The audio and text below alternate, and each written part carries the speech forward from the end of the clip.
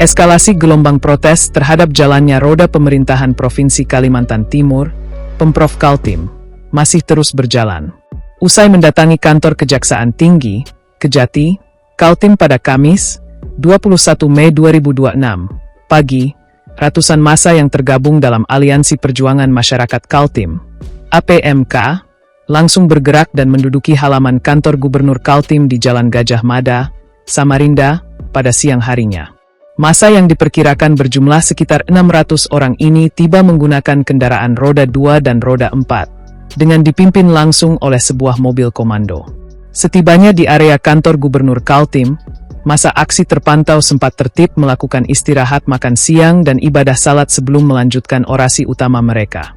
Koordinator sekaligus Ketua Aliansi Perjuangan Masyarakat, Erly Sopiansyah, menegaskan bahwa aksi bertajuk Gerakan 215 ini bukan sekadar gertakan kosong. Pihaknya mengaku telah merangkum dan mengantongi dokumen tebal berisi sejumlah bukti kuat terkait dugaan penyimpangan kebijakan di lingkaran kekuasaan tertinggi benua etam. Tadi pagi di Kejati Kaltim, kami sudah menyerahkan semua data yang kami rangkum terkait permasalahan kebijakan pemerintah Provinsi Kaltim yang berkaitan dengan Pak Gubernur. Total ada sekitar 36 halaman dokumen yang kami serahkan, ungkap Erly Sopiansyah saat ditemui tribunkaltim.co di depan kantor Gubernur Kaltim. Erly merincikan, dokumen tersebut menyangkut penggunaan APBD dan kebijakan gubernur yang sempat viral di publik belakangan ini. Di antaranya terkait polemik rehabilitasi rumah dinas, pengadaan mobil dinas senilai 8,5 miliar rupiah, hingga sejumlah data anggaran yang dinilai tidak pernah dipublikasikan kepada masyarakat. Tidak hanya persoalan anggaran fasilitas dinas, Aliansi Perjuangan Masyarakat juga menyoroti adanya dugaan kuat praktik dinasti politik yang mulai merambah ke dalam struktur perangkat pemerintahan Gubernur Kaltim, Rudi Masud. Parahnya gubernur kita membuat kebijakan-kebijakan sehingga ada dinasti yang merambah di perangkat pemerintahan. Dugaan kami, ada adik dari Gubernur Kaltim yang turut mengatur beberapa proyek besar dan strategis yang ada di Kalimantan Timur. Ini menjadi temuan penting kami, cecarnya.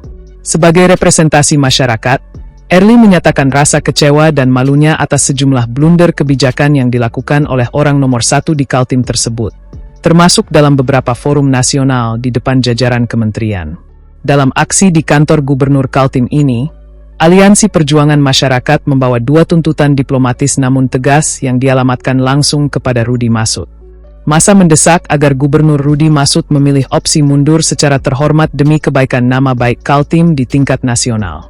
Namun, jika opsi mundur tidak diambil, Aliansi Perjuangan Masyarakat memberikan syarat atau toleransi keras kepada Rudi Masud dalam kapasitasnya sebagai pimpinan partai politik di daerah. Kami ingin beliau mundur saja dari jabatannya. Kalau tidak mau mundur, oke, kami beri toleransi. Tetapi, beliau sebagai Ketua Golkar Kaltim harus menginstruksikan fraksi Golkar di DPRD Kaltim untuk mengikuti dan mendukung guliran hak angket. Itu syaratnya, tegasnya. Di sisi lain, Aliansi Perjuangan Masyarakat juga melayangkan kritik pedas terhadap mandeknya progres hak angket di Karangpaci yang sudah berjalan 1 bulan tanpa kejelasan. Erly mengkritik keras sikap Ketua DPRD Kaltim yang dinilai tidak memiliki pendirian lantaran masih harus berkonsultasi ke Kementerian Dalam Negeri, Kemendagri, untuk urusan hak angket. Saya lihat di media Ketua DPRD mau diskusi dulu Kemendagri.